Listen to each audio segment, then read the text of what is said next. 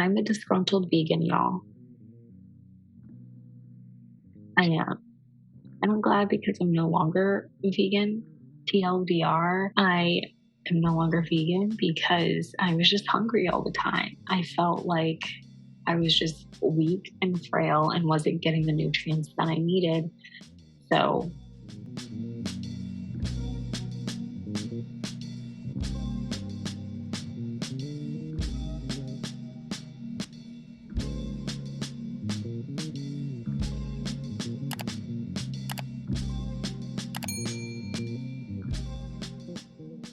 trigger warning for anyone who has issues with food. I'm going to be talking about orthorexia in this video. So if that triggers you, please listen to yourself. Do what feels best for you. Skip to either the next timestamp or skip this video altogether.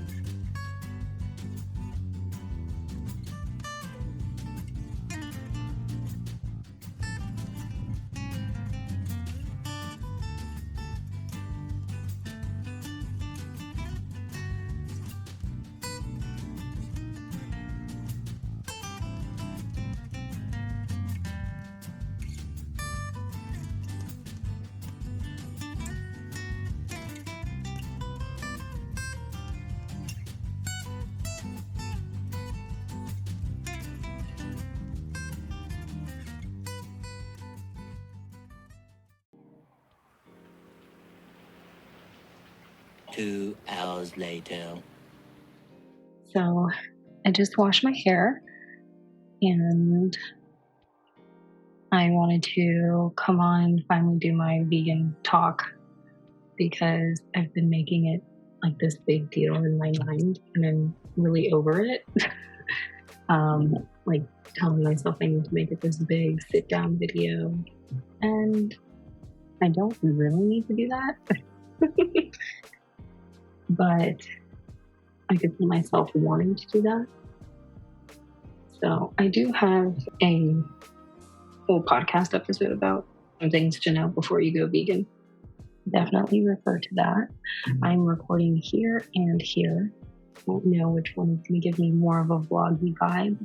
But yeah, I figured I would do my hair and talk about my journey with veganism. So I started dwindling down my animal protein, animal intake when 2015, 2016, I started. At that point, I think I was already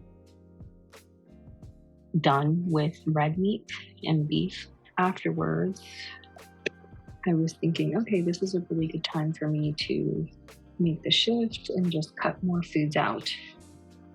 So I started cutting out chicken, and then I cut out fish afterwards. So by, I would say 2017-ish, I was only eating dairy, but I was really scared to go vegan because I loved eggs. Like that was my thing, eggs. Yeah, I was having a really hard time finding a vegan egg that was good enough to make me want to transition fully. I tried several and they were horrible. And so at that point, I stayed vegetarian, and then I started to gradually wind down even the dairy intake. And so in 2019, I fully went vegan. I was like, okay, I'm basically vegan now, so let me just do that. I rarely ate vegetarian unless I was eating out with people, which was pretty rare. So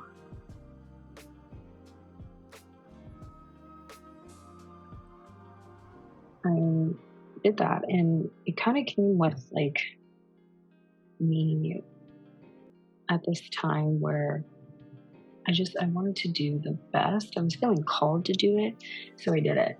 But I wanted to do the best thing for the planet, and not necessarily looking at if it was best for me. It was something I had promised myself when I was younger, that I would either be vegetarian or vegan. And that was because I loved animals and really wanted to do my part to help them and observe their importance in life. And so that's what I followed through with. I was like, okay, it's my time. I'm going to follow through with this. But it started out okay. Like, I was super excited about finding substitutes and doing cool things with food and figuring out how I can still eat comfort food, like real food, but also eat healthy and vegan. And I have in my family like a history of health issues. And so I figured, okay, going vegan will help me minimize that. And I was finding that even when I was younger, being in the environment that I was with people who wanted to eat out all the time, found that I was very sensitive to food, especially fillers and preservatives, all the colors and the color codes that are in food and things like that. I found that I was really sensitive to those things, like even soda. I don't even drink soda, and I haven't drank soda since I was really young. But yeah, it was too much. Way too much. So I'm a disgruntled vegan, y'all. I went vegan because ultimately I finally had met someone who had good things to say about it. And so I was just like, oh, okay. In the Black community, it's a whole thing. It's like rare to find Black vegans in Black food. It's all like comfort food. There's butter, there's eggs, milk, cream, all these rich ingredients that are mainly animal derived. So I had a hard time finding anyone who looked like me that was vegan as well, much less finding anyone who was vegan that I could pick their brain and ask them questions about what it was like. And so I finally met someone who had good things to say about it and was like, oh yeah, it's super easy. It's much cheaper. And I was like, okay, struggling college kid, I'll do that. I'll try it out. And I tried it out. By that point, I was, like I said, already basically vegan. But I was on the hunt for a long time for a vegan egg and could not find it. So I was just like, you know what, screw it. I'll just do it. Screw the egg. Started to open up a little bit more and become exposed to tips and tricks, like, for example, using flax seeds and bananas for egg replacement and tofu scramble. So I was just like, okay, I think I have enough to make the switch. And I don't personally really enjoy dairy. It has to be incorporated into things, or cheese has to be melted for me to even like it. So that wasn't that hard for me. Yeah, I completely understood that veganism was a lifestyle. That didn't bother me at all. It was strange because it was very easy for me to cut out non-vegan fashion, because that was something I took a stance on like pretty early on in life, even though I love leather jackets, I was just like, okay, I can do vegan leather jackets. It's not a big deal. But I did have to research quite a bit for vegan household products. But then I kind of started realizing that I had very limited food options, eating the same meals all the time. I started to get a little bit more carried away with my orthorexia and was cutting out everything. And that's what left me with such limited food options, because I was cutting out processed foods and anything that I deemed impure or unhealthy. I went completely overboard. And basically I was eating bell peppers, avocados, zucchini, tofu scramble, and that was basically it, and oatmeal. Very limited food options, very limited. I would do veggie tacos, but it's you can only do those things so many times, and feel like you're eating what you need. I really started cutting down almost to nothing. It was just kind of, not doing too hot. I was finding that veganism was fueling my ED, and my ED specifically is orthorexia. So wanting to eat things that I deem to be pure and super healthy. Once I went vegan, cut a lot of things out of my diet. I started cutting out processed foods, juices. So anything that would be considered comfort food or things you would normally find in foods. It was beyond just the fillers and the color codes. I was cutting out almost everything, and I was practically a raw vegan outside of freezing my own fruits and vegetables and stuff. Yeah, I couldn't do it anymore. At some point I felt so weak and frail that I knew something had to change. And I also didn't want to find myself in situations where I couldn't connect with my family because I had all this anxiety around my ED and being able to eat. And if I can't eat, or how can I trust the person who cooked this? How do I know what's in this? So I felt like it was causing so much unease or dis-ease in my soul that I was just I need to change. So I made the change, and now I feel really good. I feel revitalized, even though my skin's very upset with me as I've been trying to incorporate chicken, fish, and eggs back into my diet. My skin has been so angry and upset with me. And I feel so bad because I'm I know where this is coming from. Just hang in there. Just hang in there. You'll get through this. So if you see my face looks a little different, that's why. But I think she's doing okay. I've been adjusting. But the part that was super hard was realizing that I was hungry all the time. I can't even express to you. Just hungry all the time. Now I was getting movement a lot, so maybe it had to do with my metabolism, but I am generally a person that's I can eat at any point in time, but it was I was just never fulfilled, never satisfied really. I feel a little bit more at ease because I'm not hungry all the time or feeling I have to constantly snack. I still snack, but I feel it's more at a reasonable pace instead of as frequently as I was doing it. I know that there's talks in the health and nutrition circles that veganism can fuel EDs, so be very mindful of that. Please don't latch on to veganism if you're doing it for that reason.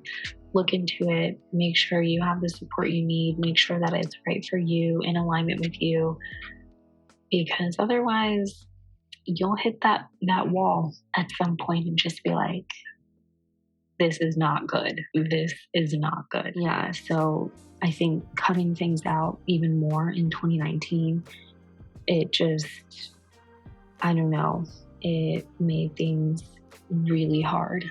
And then at that point, I realized I have to change something because I had a breakdown and I was just I feel brittle. I feel really frail. I feel I'm not getting nutrients that I need.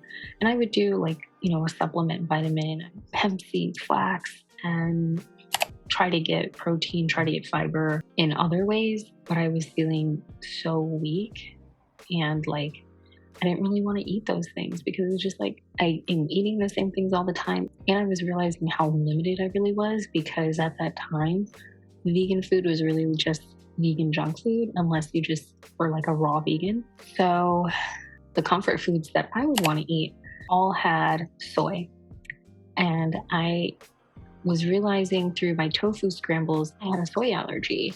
And I was like, I think I have a soy allergy. So I tried cutting it out and I noticed things getting a little bit better for me as far as my sinuses and stuff goes. But I kid you not, like it eliminated so much for me as far as feeling like, okay, I can rely on this for an extra source of protein. I couldn't anymore. So that was the whole thing. Once I realized like how much better I felt without it, how my body was responding to cutting that out, I was like, oh no, I'm going to have a tough go here.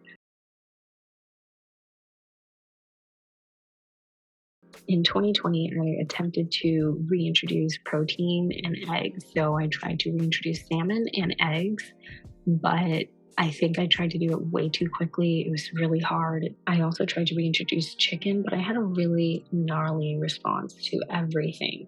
So I don't recommend doing that. Definitely take things slowly if you're trying to reintroduce foods to your diet, because by that time, since I had cut things out slowly over time, I had already gone, let's say, like X amount of years without fish or X amount of years without chicken. So it was like my body was trying to remember what that was like and it was having a really hard time. And I was just going through it. I had really negative reactions. And I should have known that was bound to happen, but yeah, it was a pretty sad sight, especially feeling weak and having that breakdown of like, I did this to myself. I hurt my body. I thought I was doing something good, but I'm hurting my body right now because I know that this doesn't feel good. Like even the filler foods, like potatoes, I was having such horrible sinus infections when I was trying to eat those things. I think part of the reason why I wanted to reintroduce foods was because I was feeling just so weak and feeling like my body needed more than what I was giving it. Also, if you are trying to reintroduce animal proteins back into your diet, check out a vitamin called betaine HCI. It is digestion support and it provides the proper digestive conditions in the stomach. Because in case you didn't know this, if you go vegan and you don't eat meat or animal proteins for a very long time, your body will stop making the enzyme it needs to break those proteins down.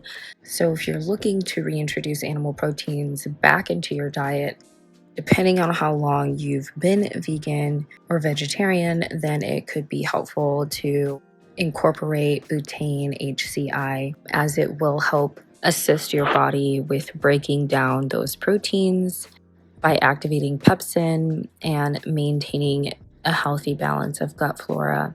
Now, I guess this also happens later in age too, so it's not just something related to veganism. However, I will say that my journey back to animal proteins probably wouldn't have been as smooth, and that's probably why I was experiencing such horrible reactions when I was trying to do so without the use of this supplement. So I have nothing but good things to say about it, and you can pick it up at Whole Foods or a similar health foods vitamin-focused store. And fair warning, they are pretty big pills, but they do help and have made all of the difference in my journey back to chicken, fish, and eggs. And the breakdown of these stomach acids is why I would say or recommend to someone to eat perhaps 2 to 4 days out of the week vegan or something along those lines, because if we're already prone to those acids and enzymes breaking down in our stomach later in age, you don't want to speed up that process, because you never know what could happen later in age that may require you, or at any point in time that may require you to have to eat meat or other animal proteins. For example, some doctors will recommend their pregnant patients to eat meat or at least go back to a vegetarian diet. And so you want to make sure that your body can function and do all that it needs to do. So be cautious of that and be cautious of wanting to strip away even more foods if you are considering going vegan. I did do a podcast on this, so check it out. There's also a blog post as well. I'll link those in the description box below for you to review at your own leisure time. Okay, now back to the video. I was unable to practice intuitive eating, which was something that, I wanted to do. I wasn't able to eat intuitively and follow what I felt like I needed. And so that made it even harder mentally. So in 2021, even though I was a full vegan, I kind of was like giving up on life. I was like, I accept my fate. Like the melodramatics. I was just like, I accept my fate. I ruined my body. I did this to myself. Oh my God. That whole thing, that whole shame spiral. I started looking into food services that were maybe vegan, meal prep services to get out of eating the same foods over and over again. At that point, I had completely cut out soy. I limited my potato intake. I limited any dairy alternatives because I was finding that I was even having allergic reactions to dairy alternatives. So like the almond milks, cashew milks, coconut milk. I didn't understand why, because it's like, come on. You gotta work with me here. I need something, like talking to my body.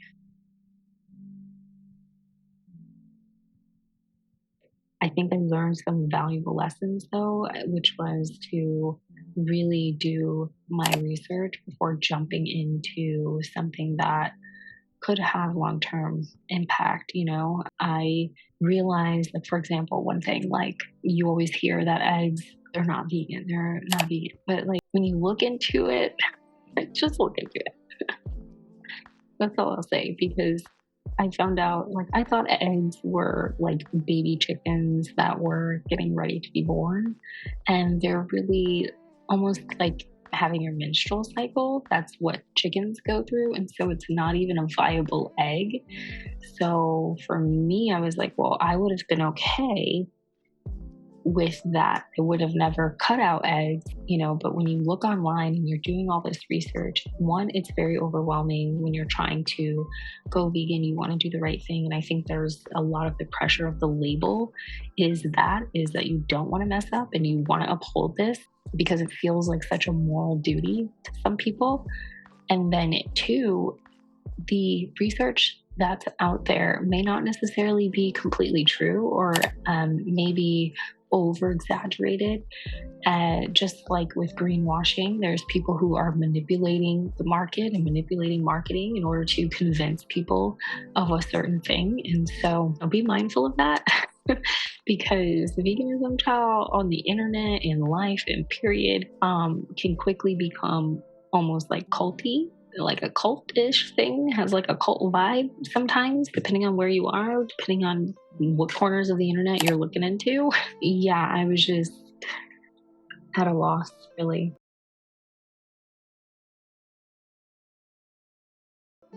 So do your research and really take in what they're saying is what I would recommend to people. Think about, okay, in the long term, am I okay with this?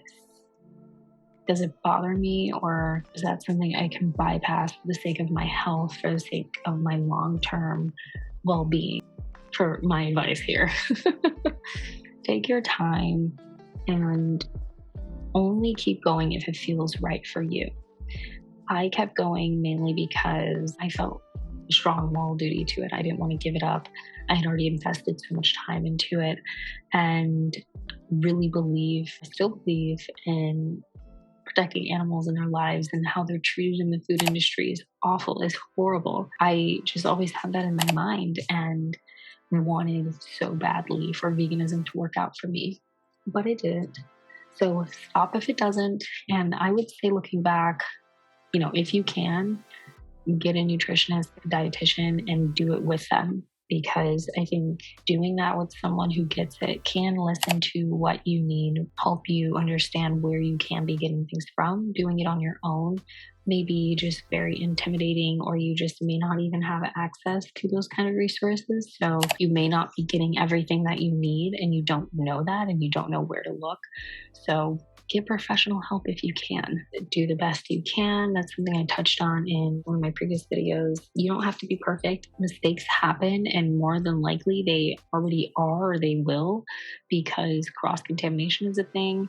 Can we take a second to talk about how when you go to restaurants, if you ask for a vegan version, they'll throw it in the microwave, or they cross-contaminate and use the same grill, the same spatulas, the same oil, things like that.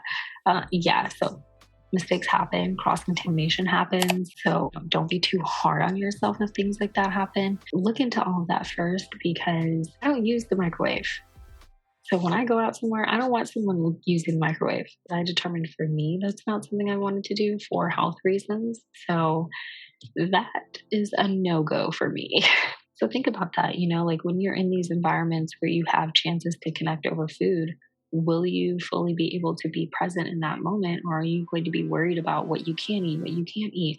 Is everyone worried about what you're eating? And are you making a scene? Are you stopping the flow of things? So think about those things first and be like, can you really deal with that for the rest of your life? Are you understanding what all you're getting into before you get into it? You know what I mean?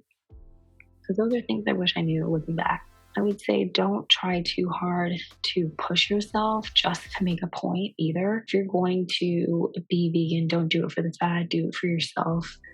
There are so many benefits to going vegan. It's not just for ourselves, but the environment as well. And a lot of people are starting to push folks that way, even in marketing and the food that's coming out now.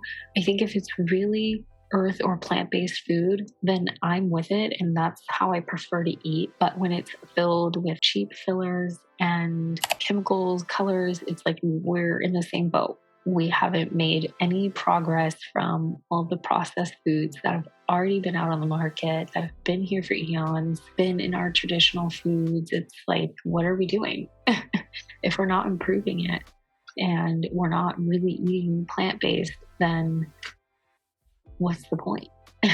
What's the purpose for these products again? So that's kind of my gripe. And I feel like if the alternatives are going to be pumped with hormones or chemicals, pesticides, just like the real stuff, I'd rather eat the real thing and get the vitamins from the real thing. Because that was another thing I thought about was, oh my God, I don't have to be taking vitamins all the time. It's hard for me to take pills. And so you're just like, I don't want to be taking vitamins all the time. I have to bring supplements with me everywhere and tinctures everywhere. Like, I love having a little apothecary of my own, child, but I don't want to be traveling with it all the time. That's for emergencies. You get what I mean? You feel me? All in all, make sure going vegan is good for you. Because like I said, I'm a disgruntled vegan, y'all. I am. And I'm glad, because I'm no longer vegan. Maybe even start small.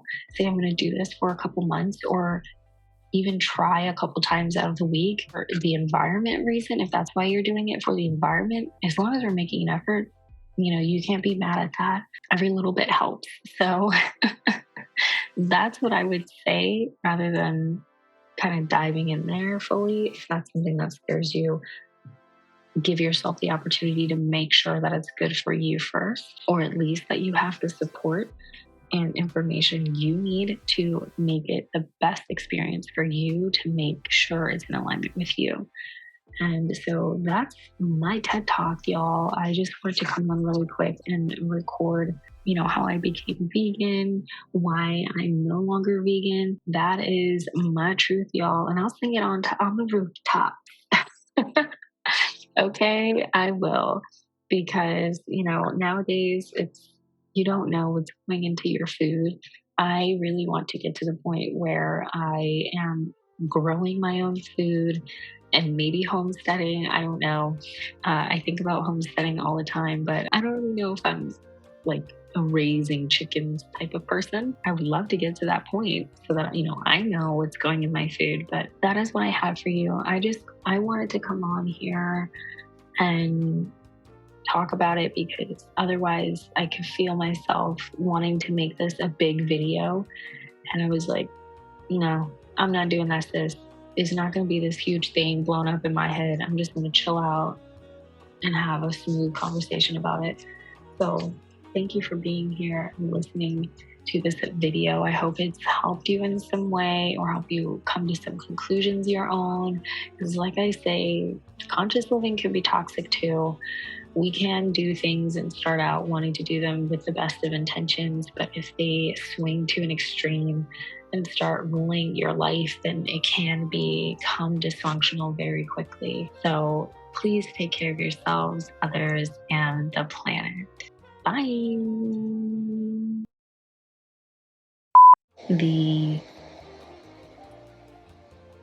What is the word I'm looking for? So I started, ow, oh my God. Jesus, that hurt so bad. I don't know what that was. Okay, I'm gonna have to be careful. That I would either be vegetarian or vegan. And I think, hold on, I need to refer to my notes. I'm trying to do this like a casual conversation style and it's not working for me. This is so awkward because I don't know where to look.